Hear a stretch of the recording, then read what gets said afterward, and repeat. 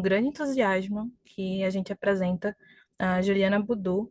Ela é estagiária do nosso time de SOC e vem se destacando pela sua paixão e dedicação ao aprendizado prático. Na palestra de hoje, a Ju vai nos conduzir por um emocionante processo de criação de um home lab, né? E para aqueles que desejam aprender fazendo, essa é uma oportunidade imperdível para entender conceitos, e ferramentas essenciais que são fundamentais na cibersegurança. Durante a apresentação, a Ju vai mostrar como arquitetar um ambiente de estudos que simulam a infra de monitoramento, explorando os componentes necessários, desde máquinas virtuais até ferramentas de análise. Tá? Além disso, ela vai compartilhar dicas valiosas sobre os próximos passos para levar os seus estudos, incluindo integrações e simulações adicionais que podem ser realizadas com soluções open source. Ju, seja bem-vinda, né? Espero que você esteja bem aí em Recife, que esteja tudo certo. Estamos ansiosos para te ouvir. Fica à vontade. Tá certo, obrigada. Deixa eu só puxar o compartilhamento. Vocês estão me escutando direitinho? Sim, Ok. Todo mundo vendo. Então, só que aprender a mexer aqui no Zoom. Todo mundo vendo direitinho? Acho que tá, sim, já ok. estamos vendo. Pronto. Então, gente, como a Ana introduziu aí muito bem, minha palestra vai ser sobre como montar um home lab e a minha solução ela vai ser feita com open source. E aí, para começo de conversa, falar um pouquinho aqui sobre mim.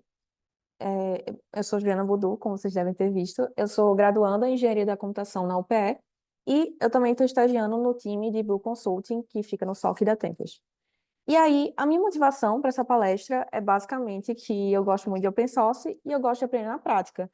E eu acho que assim, a gente não precisa estar num nível muito alto de conhecimento para a gente conseguir fazer uma tarefa prática. Eu acho que a prática realmente ela é auxiliar do aprendizado. Então, qualquer um pode pegar e montar uma coisa, mesmo que simples. Aí, um panorama do que eu vou mostrar para vocês. Primeiramente, vamos entender o que é SOC, né? Já que eu estou falando do meu primeiro SOC, vamos entender o que é esse SOC. Vamos entender como a gente traduz isso, esse universo, num home lab. E vamos entender, enfim, nosso estudo de caso, o que é que a gente vai mostrar aqui e quais seriam os próximos passos disso, como a gente pode evoluir nosso estudo. Primeiramente, que danado é SOC? SOC, que é o Centro de Operações de Segurança, ou Security Operations Center. Quando você pesquisa no Google, você vai achar esse monte de imagem aí, que tem várias telas e vários analistas, e, enfim, é tudo com muitas luzes, telas. O SOC, ele pode ser assim, ele também pode não ser assim, vai depender do escopo da empresa, vai depender de muitos fatores, mas eu queria trazer essa representação visual, porque eu acho que para quem nunca teve um contato, é interessante pensar que realmente é uma estrutura que ela é grande. Só que é uma estrutura, como eu falo aqui, no caso, como eu peguei esse artigo da Tempest, que mostra aqui, uma definição generalista, são estruturas que elas são centralizadas, que elas são compostas de tecnologia, pessoas e processos. E, basicamente, tem o objetivo de monitorar, incrementar a postura de segurança de uma organização de forma contínua. Ou seja, não é um serviço que você pega ali, faz pontualmente e, assim, vai estar tudo ok. Não, só que ele tem que ser um monitoramento contínuo. E ele tem, no caso, esses objetivos de prevenir, detectar, analisar e responder incidentes de segurança.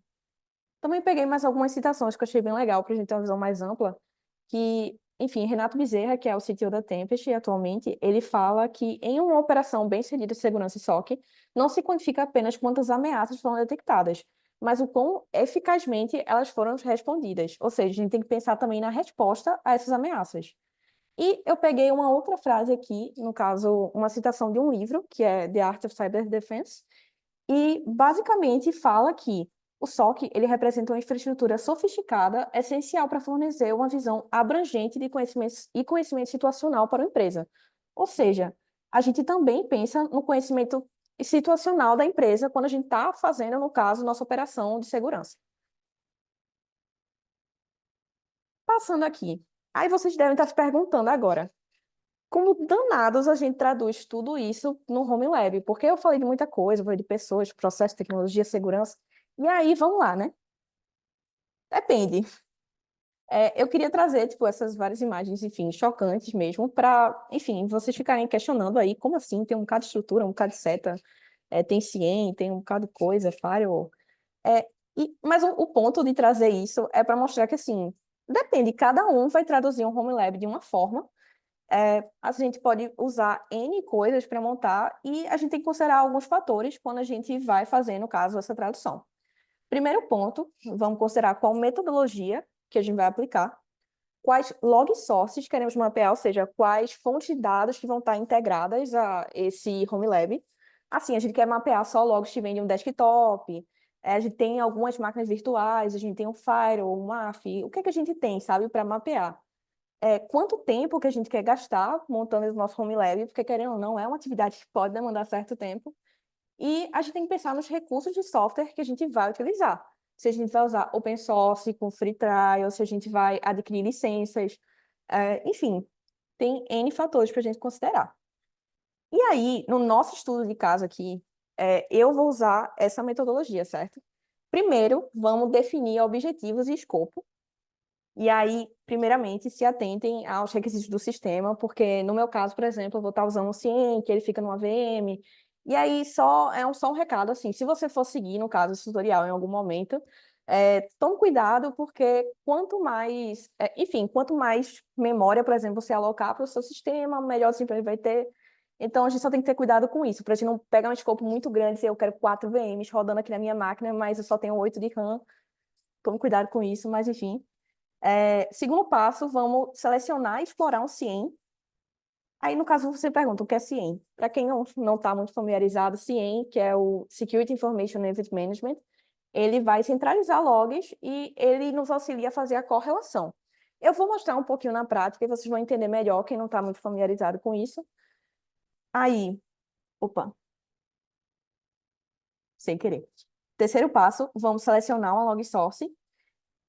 Basicamente, a gente vai selecionar se a gente quer uma VM de tal coisa, se a gente quer usar tipo, o nosso próprio desktop. Tome muito cuidado com isso, eu vou falar no final sobre, mas tome cuidado se vocês forem usar a sua própria máquina como log source.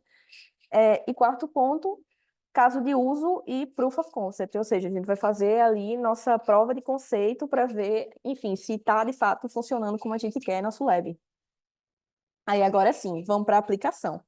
Aplicando essa metodologia que eu falei que eu ia usar, vamos primeiro definir o objetivo, que vai ser entender melhor monitoramento e implementação de regras no CIEM. Nosso escopo, ele vai ser um escopo que vai ser um projeto open source, porque eu gosto de open source, a justificativa é essa, acho que é uma boa ferramenta para a gente poder utilizar, mas vai ser um escopo pequeno que traz visibilidade, certo? Selecionar e explorar um CIEM, eu vou estar usando o CIEM o azul, e uma VM de Windows para log source, no caso o CIEM vai ser meu CIEM e a VM vai ser minha log source. E para o caso de uso barra prova de conceito, eu vou usar um ransomware, porque, enfim, eu acho que fica legal para a gente testar realmente, assim, pegar uma ameaça do mundo real, sabe? E poder botar na nossa prova de conceito. Eu vou usar o Blackbit, aí tá escrito essa sigla aí, RAS, que é Ransomware as a Service, ou seja, enfim, é um ransomware que ele é comercializado aí como um produto mesmo. O desenvolvedor fez esse ransomware e aí vendeu para grupos criminosos, enfim. Vamos entender mais sobre isso aqui. Aí, primeiramente, antes de mais nada, eu queria mostrar para vocês uma visão geral do Azul, que é o CIEM que eu falei que eu ia utilizar. E aí, aqui eu estou mostrando a tela inicial e eu vou para a parte de Threat Hunting, que é isso. Threat Hunting ali é onde eu vou estar vendo meus eventos. Aí eu mostro aí alguns eventos que estão acontecendo, eu mostro aí que tem como filtrar por data, tem como filtrar por query, tem inúmeros tipos de filtro. Aí eu estou mostrando um pouco que a gente pode fazer a filtragem por táticas do Mitre também, inclusive vai ter depois uma palestra sobre Mitre Ataque, acho que vocês vão entender até melhor o quão importante isso é de ter integrado no Azul. Mas aí vocês podem ver alguns eventos, como é que aparece mesmo. Aí eu estou mostrando o formato do log na tela. Também dá para a gente ver como um JSON. A gente vê ele corrido, mas ele já faz essa formatação, o próprio Cien ele faz essa formatação para a gente. E, deixa eu ver. E pronto. Aí eu estou mostrando no caso que a gente pode filtrar, fazer essas hashes, e eu mostro também que a gente pode só fazer um filtro normal, a gente não precisa ser nenhum especialista em SQL, que o próprio CN ajuda a gente a fazer esses filtros para pegar os eventos aí mais específicos que a gente quer. Aqui eu estou mostrando um pouquinho da parte de regras. As regras do Azul elas são feitas em XML. Aí eu estou mostrando algumas regras que elas são nativas do Azul, ou seja, eu não precisei criar elas. Isso é bem legal, porque a gente já começa no CIEM com certa visibilidade, né? Aí é bem interessante que, enfim, a gente tanto pode começar com certa visibilidade, sair customizando, quanto se você, assim, quiser ficar realmente só no básico, até tem como, né? Porque ele já traz um pouco de visibilidade. Aí eu estou mostrando algumas regras customizadas que eu fiz. A maior parte eu peguei de repositórios do GitHub, que, enfim, tem uma comunidade que faz esse tipo de coisa, e você pode achar aí open source mesmo, implementação de regra. Aí eu estou mostrando um pouquinho do Blackbit, que vai ser nosso caso de estudo, que eu vou falar sobre ele já já. Essas são algumas regras que eu implementei a partir de um tutorial fornecido pelo próprio Azul sobre como a gente pode fazer o alerta, no caso, do Blackbit. E essa parte daí, eu só queria ressaltar, ele já tem um template para todos os tipos de regra que a gente vai fazer. Ou seja, se a gente tem um IDS que a gente quer conectar, ele tem um template. Assim, parece que eu estou vendendo o Azul, eu só estou dando um overview, porque foi, no caso, assim, que eu resolvi usar para essa atividade. Mas, como eu tinha falado, você pode ficar à vontade. Se você quiser reproduzir com, enfim, outro tipo de coisa, com um Splunk, outro tipo de ciência, pode ficar à vontade. Aí eu estou mostrando só que a gente pode fazer a filtragem pelo MITRE-ATT&CK. Como eu falei, depois, na próxima palestra, vocês vão entender que é bem importante e é bem interessante que já tem essa inteligência, né? Essa nativa, inteligência nativa do próprio Azure, que não precisa configurar isso. E aí tá. Agora, entendendo um pouquinho sobre o Blackbit, que é o que eu vou usar na minha POC. O Blackbit, ele é um ransomware relativamente recente e ele é similar ao LockLocker. Caso alguém conheça o LockLocker, ele é bem similar. É uma família de malware, na verdade, né? E aí, sendo um ransomware, ele vai criptografar os arquivos da pessoa e ele, enfim, ele vai exigir resgate e vai colocar lá um arquivo pedindo o resgate, pedindo dinheiro para a devolução dos dados.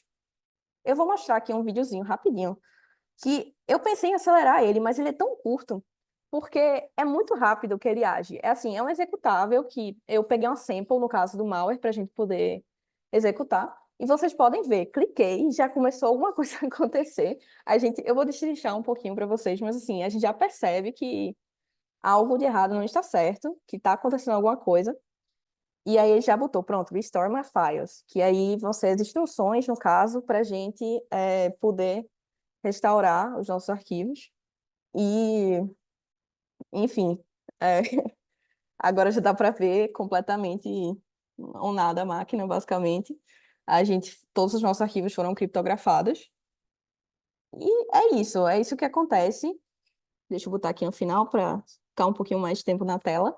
Mas, basicamente, assim, nossos arquivos foram criptografados, ele coloca um tempo que a gente tem 9 dias, 23 horas, não sei o quê, para a gente passar o dinheiro para eles, para retornar, para os nossos arquivos retornarem, né?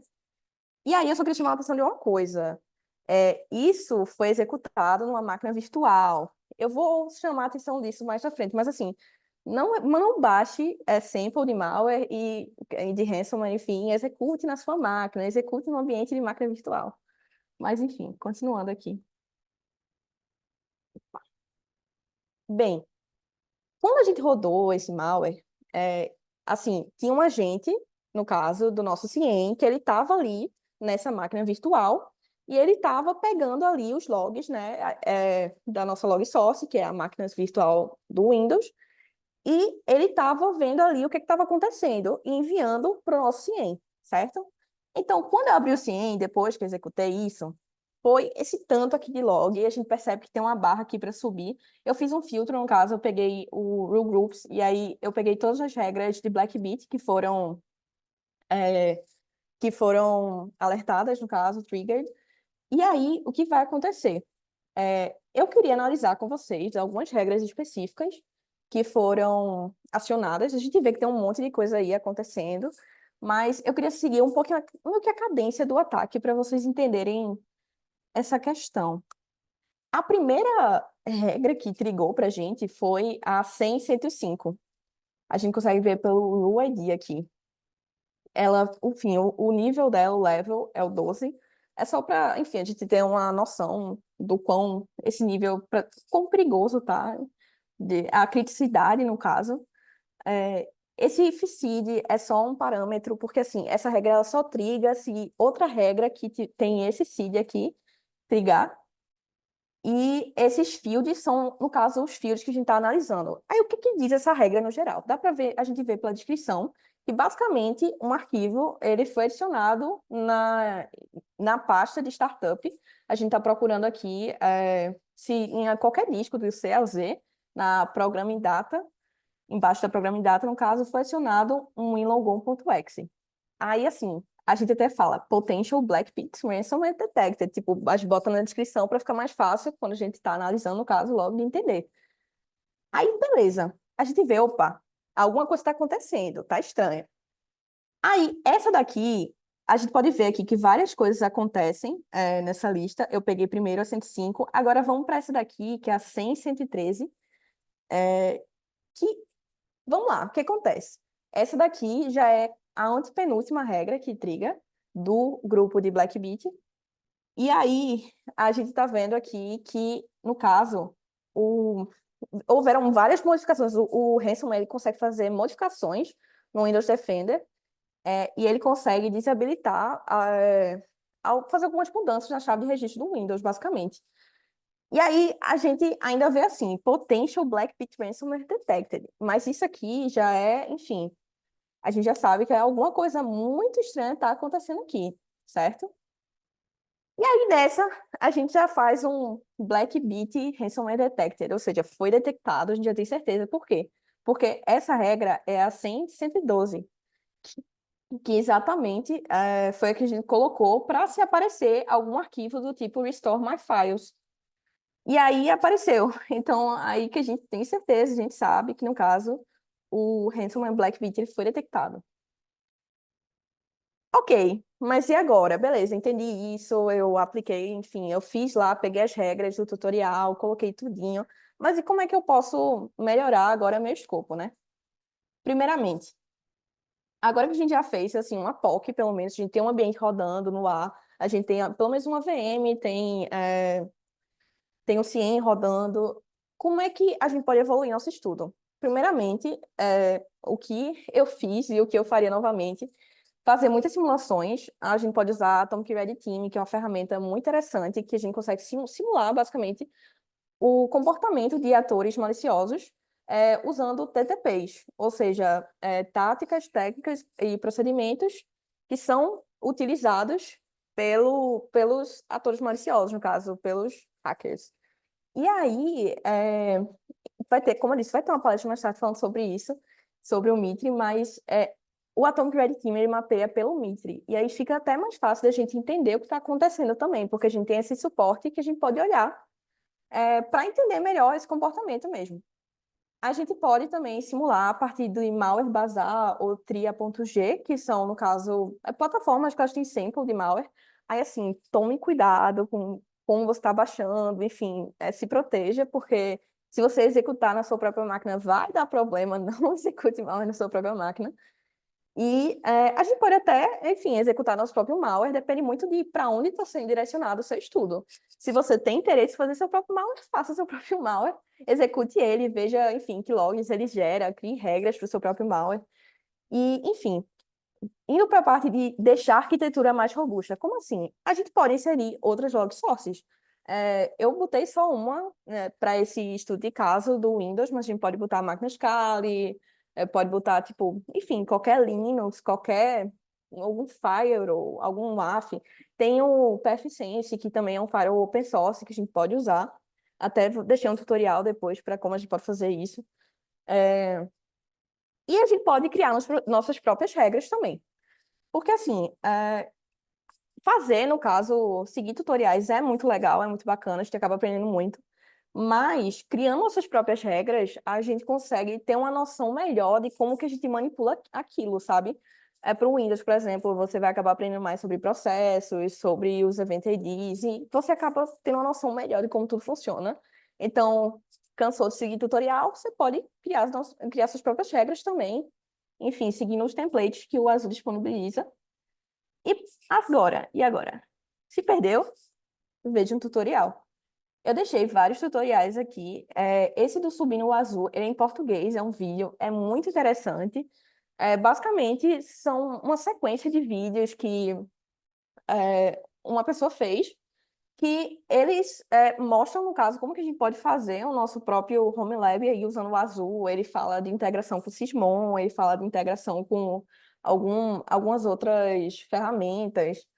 É, Esse aqui foi o Detectando o Blackbit no Azul, que é muito interessante também, foi o tutorial que eu segui para implementar essas regras.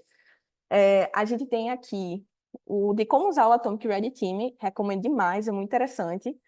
Esse daqui, a gente tem o pfSense com o Azul, que é integrando o firewall pfSense, que é um firewall open source com Azul.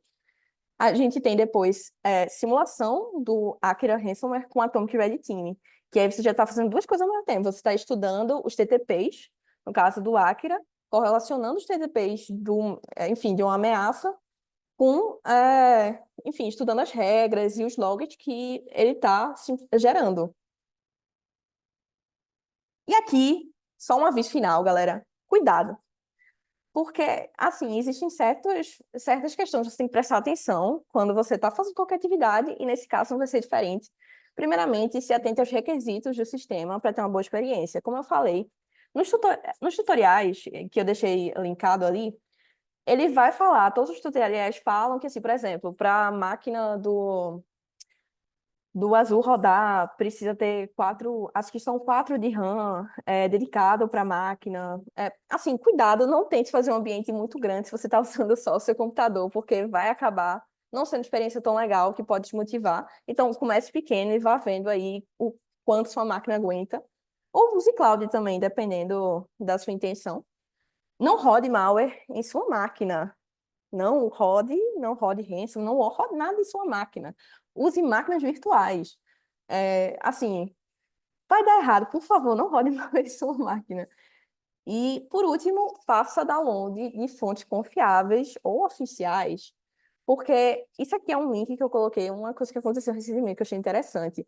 O Azul, ele estava sendo usado basicamente como acesso inicial, um agente do Azul estava sendo usado como acesso inicial para hackers.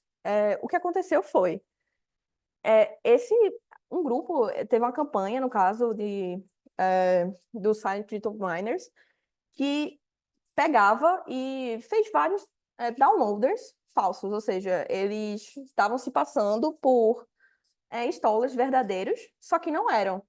E aí o que aconteceu? Muita gente acabou baixando dessas fontes não confiáveis e tinha malware. E aí um caso bem curioso, né, que aconteceu é que um installer do agente do Azul estava sendo usado para isso também. E foi só porque, enfim, o pessoal estava pegando aí dessas fontes não confiáveis. Então, procure sempre baixar de fontes oficiais. E acho que é isso, galera. Obrigada. Se alguém tiver alguma dúvida, por favor, pode mandar. Oi, Ju. Parabéns pela tua fala. Foi muito, muito, muito boa. Só elogios aqui no chat. E até o momento, nenhuma pergunta. Deixei aberto aqui o Q&A e o chat e nenhuma dúvida. Uma oratória maravilhosa. E com certeza deve ter tirado todas as dúvidas ainda durante tua fala. Tá? Tô vendo Então, algumas dúvidas do que andei aqui. Então, não sei. não, não tiveram. Não tiveram, não. Tá bom? Então, mais uma vez, obrigada. O Rios mandou uma, não apareceu aqui. Rios, pode mandar aqui.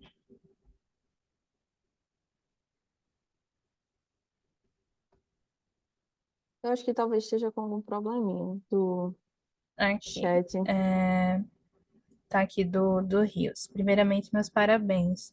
Ju, na sua visão e com base nos seus estudos, uma empresa pequena, com baixo investimento, pode implementar segurança e ter um SOC utilizando ferramentas open source? Com certeza. É, tudo vai depender exatamente também da parte do investimento. Se você quer alocar profissionais para isso, se você quer contratar. O Azure ele também tem um serviço em cloud. Ele é open source, mas ele tem um serviço em cloud. Então, vai tudo depender aí do seu escopo, de se você quer contratar, no caso, analistas, se você tem tempo para alocar para seus analistas, mas com certeza pode. E vai ser mais baixo custo, no caso. Beleza. Pronto, respondido aqui. Acho que tinha mais outra pergunta lá no Q&A, se puder jogar aqui no chat, que a gente repassa aqui. Vi muitas perguntas sobre a disponibilidade dessa palestra toda, né, integralmente para pessoas que entraram durante a tua fala. No nosso canal do YouTube, né, no canal da Tempos, vão ter alguns cortes da fala da Ju e também das outras palestrantes, tá? Mas não vai ter a palestra inteira. Tá. Ju, quais conhecimentos você considera importantes para quem quer estagiar em SOC? É, assim, principalmente eu acho que interesse, acho que é o número um, mas é uma pergunta interessante essa. Eu acho que se você se interessar essencialmente por segurança, você for pesquisando, tipo, por exemplo, a parte do Home Lab, no caso, é algo que eu acho bem legal para quem está começando. É um projeto que eu acho que ele vai acabar trazendo muita coisa para você. É porque eu, particularmente, gosto de aprender na prática, como eu tinha dito. Então, eu acho que, assim, se você tem, no caso, essa iniciativa, pô, se você faz esse projeto, tu já vai entender um pouquinho do que é CIEM, você já vai entender um pouquinho do que são, enfim, desses logs, como eles são gerados, você já vai entender um pouquinho do processo de integração de CIEM, se você quiser, assim, evoluir, botar um SOAR, assim, meu ponto é que esse projeto ele pode crescer muito, vai tudo depender do quanto de, é que nem a pergunta de se você, por exemplo, uma empresa pequena, ela pode, com baixo investimento, pode implementar segurança e ter um SOC. Pode, mas depende. Tudo depende do quanto você quer investir. Algum investimento em tudo vai ter que ter, assim. Se você quer investir tempo para montar seu home lab, eu acho que, assim, é um projeto muito massa, tipo, até para ter no currículo mesmo, é bem legal, bem bacana. Eu acho que vai lhe trazer muito conhecimento. Se você usar aquela parte de inteligência também, do Mitre, ataque, de mapear os TTPs, fazer threat modeling, é bem, algo bem completo.